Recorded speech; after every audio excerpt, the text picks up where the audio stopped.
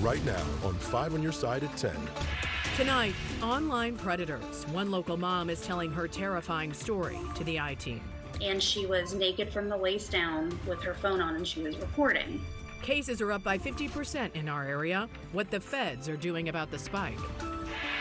Unusually warm weather continues for a couple more days, the record that may fall before the week is done. But first tonight, he's facing 4 murder charges after shooting a young woman in a small Illinois town. Tonight, we're learning more about this weekend's deadly shooting in New Baden, Illinois. Good evening. Thank you for being with us. I'm Ann Allred. And I'm Mike Bush. The victim's boyfriend is now charged with her murder. New Baden is in Clinton County. That's about 30 miles east of St. Louis. Our Robert Townsend is just back from an interview from a neighbor who spoke with detectives. Monday evening when we came here to this New Baden neighborhood, it was pretty routine and quiet. But Saturday afternoon, a neighbor tells me this area was swarming with sheriff's deputies. Yeah, we heard gunshots and the smoke detectors were going off. Zach LeBeau says Clinton County detectives and New Baden police went to his neighbor's apartment on East Hanover Street to check out a shooting. Once inside, they found 23-year-old Alexis Mackey dead. Prosecutors allege Mackey's boyfriend, Emmett Metzger, shot her. There was about 7 gunshots. And I mean, it was very startling, but I could hear like yelling after like he had shot her like 3 times. LeBeau says one bullet tore through a wall of the couple's apartment and shattered a window at a chiropractic office next door. They lived together for, I don't know, at least a year. But I saw them probably 10 minutes prior when they pulled up here. We've also learned Alexis was a student at McKendree University in nearby Lebanon and also worked as a waitress at a restaurant there. And I know her family, there was a pretty big gathering that was going on the night it happened. It's definitely really sad. Neighbors say after the crime, Metzger went across the street to the New Baden Police Department and turned himself in. They also say such violence is rare in this small community of about 3,400 people. It's crazy. I didn't expect anything out here. It's a really quiet town. You know, we never see anything or hear anything bad happen out here. Metzger is now charged with 4 counts of first-degree murder. He's now locked up in the Clinton County Jail. Robert Townsend, 5 on your side. As of tonight, investigators have not said anything about a motive for the deadly shooting.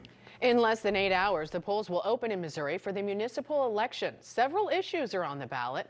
Voters in Arnold, St. John, and St. Charles will decide on an extra sales tax on marijuana sales. Annexation is on the ballot in Manchester. Voters will decide whether the city should expand its borders and add thousands of new residents. And voters in the Rockwood School District will decide on Proposition 3.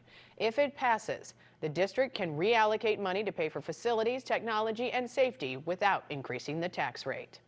The polls will be open from 6 a.m. until 7 p.m. Remember to bring a current Missouri driver's license or government-issued ID in order to cast your ballot. We'll bring you all the results tomorrow night on 5 on your side at 10. Weather should not be an issue at the polls tomorrow. In fact, we could see some near-record warmth this week. Chief Meteorologist Scott Connell joins us now with that Weather First forecast. And we weren't far off the record today. We topped out at 77 degrees in St. Louis. We have another warm day tomorrow, but the warmest day of the week is definitely going to be on Wednesday. But wouldn't you like every election day to be just as nice as it's going to be tomorrow? Sure, we have some clouds spreading across the region. Still quite a mild night. We haven't dropped out of the 60s in St. Louis yet, down into the 50s to our north. Your election day forecast, around 70 by 11 o'clock tomorrow.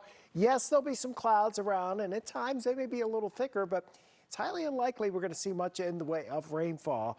That's been the trend, and that will be the trend for a while. It's warm through Wednesday. The rain chances look paltry. That's the easiest way to put it. There's just no cold air in sight right now. It's conceivable we get to Thanksgiving with some of us not dropping below freezing again. We'll see in a few minutes. We'll talk about what to expect for the rest of this week. Mike? All right, Scott. Tonight, many in the St. Louis area have been waiting for weeks for letters and packages to show up at their door. The delay in deliveries is due to a toxic spill at a USPS service distribution center in Hazelwood. New tonight, our Laura Barczewski talked to those waiting patiently at their mailboxes. Laura? Well, Mike and Ann, a mercury spill happened at the end of last month, just days before Halloween. And ever since, customers tell me they've watched their packages go all over the country with no answers from USPS. A Wentzville man says he was expecting a package to be delivered through the United States Postal Service just days after the shipping label was created. And after not receiving it on time, like anyone, he checked the tracking. My package was sent from Fort Worth, Texas, ended up in Dallas, Texas, and then it arrived in the St. Louis, Missouri Network Distribution Center. It carried on to the Wildwood branch, and then we have Valley Park, then ultimately Springfield, Missouri, then back to our St. Louis branch. The customer says the package then went to Virginia and Illinois before making its way back to Missouri again. He says it was so strange he went to the post office in person to get some answers. He wanted to remain anonymous for employment reasons unrelated to this story. The gentleman that was working there said that they had had a hazmat leak involving a mercury spill or contamination at the Hazelwood plant. The Missouri Department of Natural Resources says an environmental emergency response team was called out to the USPS Hazelwood Distribution Center on October 26th, where they found a significant amount of mercury on a processing table and a conveyor belt. The facility was evacuated. In a statement, a DNR spokesperson said our staff used a mercury vapor analyzer to screen the employees who were working in the area of the mercury release. None of the employees had any mercury contamination present on their clothing or on their person. And while customers I spoke with on Facebook and on the phone say they finally received their packages Monday, they're still concerned. I think that's important that, people be vigilant and watch out for any, problems that may arise. But we just need to know, for the safety of everybody involved and also the people at the other processing plants. Not long after the Hazelwood incident, the DNR says they were alerted to another mercury release at the DeSoto post office, which sent one worker to the hospital. They believe the two are connected and that it likely came from a package. It looked like they were back to work at the Hazelwood Center today, but USPS did not respond to my request for comment to get more information. Tonight, a downtown St. Louis homeless shelter is renewing its fight to reopen its doors. According to our partners at the St. Louis Business Journal, Reverend Larry Rice and the New Life Evangelistic Center filed a lawsuit today asking the state courts to reverse the city's decision to deny a building permit. The city shut down the shelter on Locust back in 2017, citing building violations. The Board of Building Appeals rejected the center's plans to reopen in July. More than 400 high-paying jobs are coming to North St. Louis County. St. Louis-based developer Clayco announced plans today to move into the old Express Scripts building in Berkeley. The $50 million investment will put all of its employees under one roof. The state of Missouri is providing $17 million in incentives. The state of Missouri is ready to show Boeing the money. Today, the state approved $6 million in bonds to help the aerospace giant pay for its proposed $2 billion expansion near St. Louis Lambert International Airport. This is on top of the $155 million in tax incentives from St. Louis County.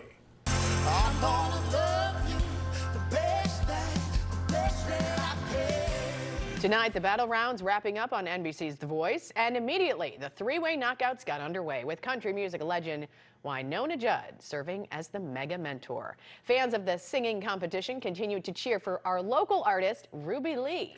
But some may be taking it a little too far. 5 on Your Side's Andy Crowell sat down tonight with the teen sensation and her family about their excitement and their concerns as her star continues to rise.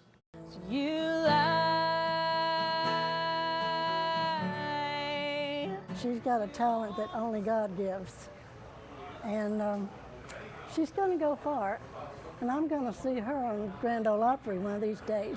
16-year-old Foley, Missouri native has been turning heads and chairs on NBC's The Voice. Talk to us about what is it like when you're performing on The Voice. Describe what that feeling is like. I'm sure it's extremely unique, just to put it into one word. I don't get nervous on stage. I'm never nervous on stage. It's the walk to the stage is the worst part. Being homeschooled starting at 6 in a small town with about 68 people, Ruby Lee says the attention can be overwhelming. You know, I have my phone number. That's a different story. I mean, it just depends on who you are. But like, come to my house. I'm like, don't come to my house. Like, please don't come to my house. There's always things that you got to keep your eye on, and you know, as a family, we protect her. We're around her 24/7. We don't let her out of our eyesight. You please don't take my With about 200 performances a year, the fan mail will keep coming.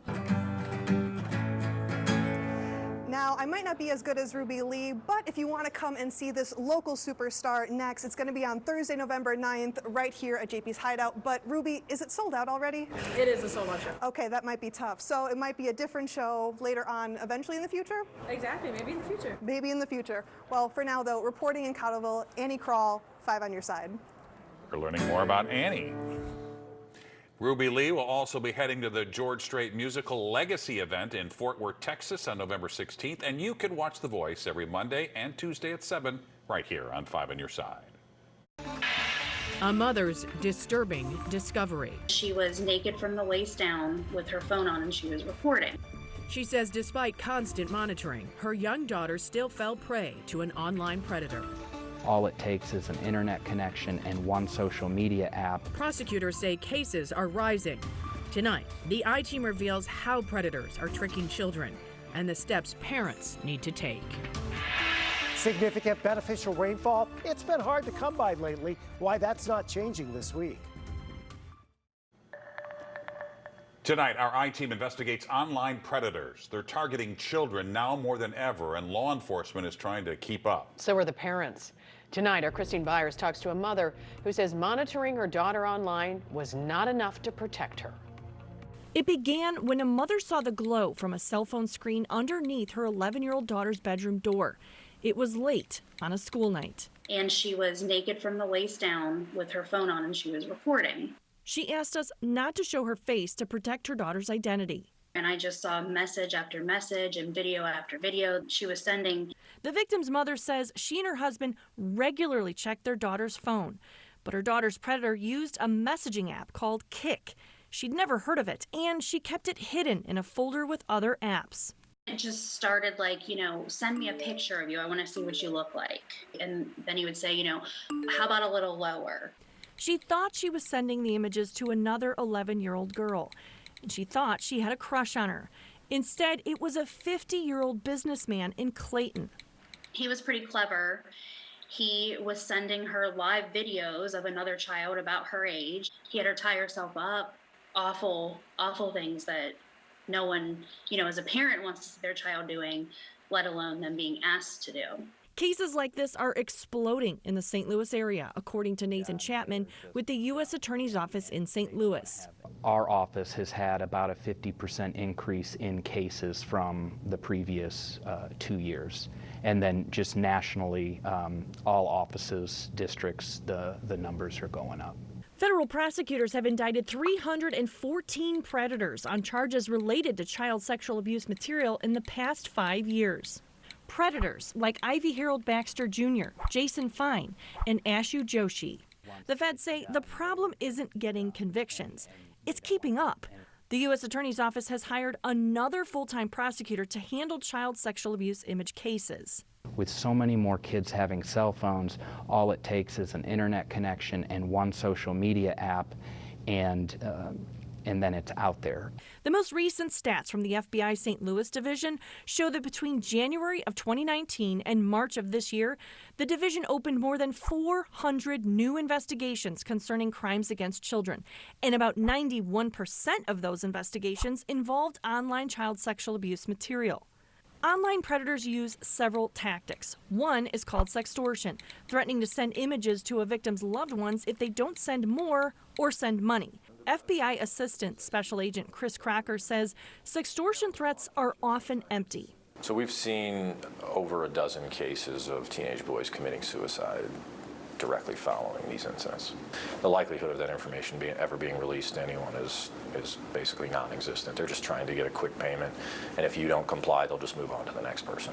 Other tactics include arranging in-person meetings and building their own collections of images that they can trade for money. The appetite for this stuff is so strong, I don't necessarily see it ever stopping. Meanwhile, prosecutors say parents should not freak out, not panic, but make sure that your child is comfortable coming to you to tell you that. The victim's mother says they responded too harshly at first, punishing their daughter. They realized supporting her is the best solution. She's a shell of what she was, like this happy girl that we knew that was full of a sense of humor. We get glimpses of her sometimes, but it's, very rarely. The feds also say neither parents nor their children will be prosecuted for images kids send of themselves. They say going to investigators immediately can help stop enticement from happening to another child. For the I-Team, Christine Byers, 5 on your side. And you can hear that mother's full interview with Christine at KSDK.com, along with resources for parents. If you have a tip for Christine and the 5 on your side I-Team, leave a voice message, 314-444-5231. You can also email her, Christine. Email Christine. The email address is tips@ksdk.com. All calls and correspondence will be kept confidential. Tonight, some Americans are still waiting for last week's paycheck to show up in their bank accounts. This is affecting direct deposits at major U.S. banks, including Bank of America and Wells Fargo. The problem was first reported Friday, officials blaming the glitch on human error and not a cyber attack. Banks are stressing all funds are secure. The holidays are getting an early start in downtown St. Louis. Tomorrow, 360 rooftop bar at the Ballpark Hilton will be transformed into a giant snow globe. The holiday pop-up bar called Up on the Rooftop will be open until December 30th, featuring seasonal cocktails and drinks. I could drink a pina colada on a day like today. Yeah, it was really warm out there, Scott. Yeah, wait till tomorrow. Again, similar scenario playing out, and probably a record high temperature for us on Wednesday as we climb back above 80 degrees. A lot of nice sunrises and sunsets down in the Rolla area. Jamie, one of our new Weather Watcher Facebook group folks, is showing us that pretty picture from down there in the Rolla area. We've had a lot of interesting sunrises and sunsets. You can find us on Facebook.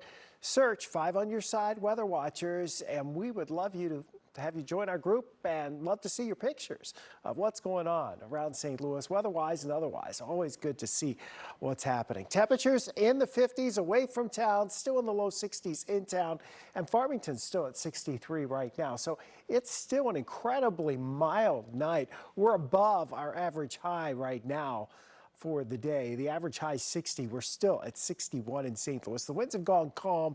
Dew points are in the mid-50s. 77 for our top temperature today. Way above average. No record, but way above average. Overnight, coolest temperatures will be to the north of St. Louis, dropping into the upper 40s to around 50 in the metro area. And for most of us, with this front just kind of sagging into St. Louis and stalling out, we expect temperatures to stay in the mid to upper 50s tonight. Some clouds rolling across parts of the region here tonight. And as we look back to the north and west, those clouds do stretch all the way back into the northern Rockies. But what they're not doing is producing a lot of rain or snow. You'll have patches of clouds that get a little thicker from time to time. But the bottom line here is you're really not going to see much in the way of active weather. This front that's pretty close to St. Louis right now is stalling out. And on the flip side of that, the coldest air is staying well to the north. We're going to stay on the warmer side of things here heading into tomorrow. So overnight, yes, you get lots of clouds coming back in. There could even be a little bit of a spritz here or there, but that's all we're going to see. Really, as we head through the next few days, the chance of seeing much in the way of rain is incredibly slim. Tomorrow for Election Day, temperatures should top out again in the mid, perhaps upper 70s. Here's your record. It's going to be on Wednesday, back to 82 degrees, or 83. The record was 82 back in 2005. Thursday will resume our average, if you will, November temperatures as we drop to about 60 degrees. There's also a slight chance on Thursday there'll be some rain, mainly south of St. Louis, but at the very least we have a lot of clouds around. But again, 60 degrees, that's at or above average as we head towards the end of the week and into the weekend. There you have it. Going into Veterans Day Parade, downtown St. Louis, happening Saturday. It should be fantastic. Temperatures will be jumping quickly during the morning, and we're topping out in the upper 50s, close to 60 degrees. We could conceivably get through the next 10 days without even dropping below freezing. In fact, we might get to Thanksgiving without dropping below freezing in town, maybe some of the outlying areas, but low to mid 60s for next week. And again, our rain chances negligible over the next few days, just a spot, spritz, or sprinkle here or there. All right, Scott, thanks. Frank is here with sports. Mike, it's college basketball, baby. SLU, Mizzou, and Illinois. Plus, have the Blues found their groove, and a soccer team from SLU is going dancing. The Sports Desk is sponsored by Jim Butler Chevrolet, the Midwest's #1 Chevy dealer 10 years running. The college basketball season opened tonight. Mizzou hosted Arkansas Pine Bluff. The SEC media picked Mizzou to finish 9th in the conference. Last year, they picked them to finish 11th. How'd that work out anyway? They won 25 and finished 4th. 7'5" center Connor Vanover was suspended for participating in an NBA tryout camp when he wasn't sure what he was going to do. What a joke, NCAA. This is unselfish Mizzou basketball. Nick Honor spoon feeds Aiden Shaw. Love these transfers like Tamar Bates, who brought his shooting stroke from the University of Indiana. He had 18. Or Caleb Grill from Iowa State, who made 53 threes last season. He had 15. Sean East had 21 points, and Mizzou had a 101-79 victory. The Billikens opened up against Southern Indiana. The story with SLU is Terrence Hargrove. He is a 6'5" center. Most high school teams are as big, but this lineup is not lacking in skill or speed. They put 5 shooters on the floor, and Hargrove just came out firing a 3 from the top of the key, 4 of 6 from long distance. This is pretty. Mike Meadows, the new point guard, backdoor to Gibson Jimerson for the reverse. Later, Sincere Parker slicing and dicing to the rack. But the game was about Hargrove, a career-high 27 points and 15 boards. It was the highest scoring total by a Billiken in the opener since the 2001 season. Billikens win 75-63. We haven't seen him, and I asked the team, has anybody seen him approach rebounding like he did tonight? We've never, but that's who we need him to be because he's capable of being that. He's embraced the position, and, he's loved it. He's told me that before, how much he loved playing the position, and he should, because you see the type things that can happen for him offensively. Brad Underwood and the Fighting Illini hosting Eastern Illinois. Dre Gibbs Lawhorn decides to take it 1-on-3. Normally a bad idea. That worked out, and this freshman can really play. Watch him beat the defense, throw it down. He had 18. And the Illini, well, they will not lack for shooters. Not with Lamont Shannon Jr. popping threes. And later, it's going to be Luke Goody. Illinois coasted to an 80-52 victory. So being a major league manager is the one profession in pro sports where the salaries are actually going down. The Cubs fired David Ross and hired one of the best managers in baseball today, Craig Counsell. They're paying for it, though. 5 years, $40 million. Counsell has been to the postseason in 5 of his last 6 years. The Cubs mean business. And so do the SLU women's soccer players. They got the news today. They will be the 6th seed in the NCAA tourney. They will host Indiana on Friday at Hermann Stadium. An amazing group. They've won 6 straight A-10 tournaments. Now it's on to the dance.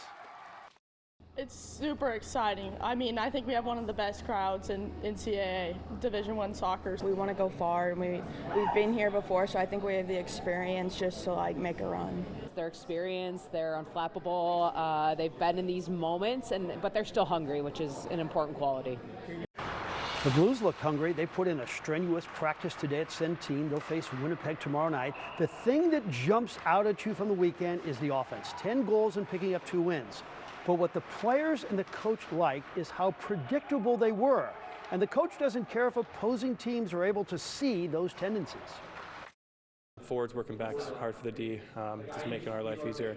Us D just moving the puck up to the forwards, and they just getting it in deep, and they cause a lot of turnovers when they're aggressive like that. Things move quicker. You don't wait.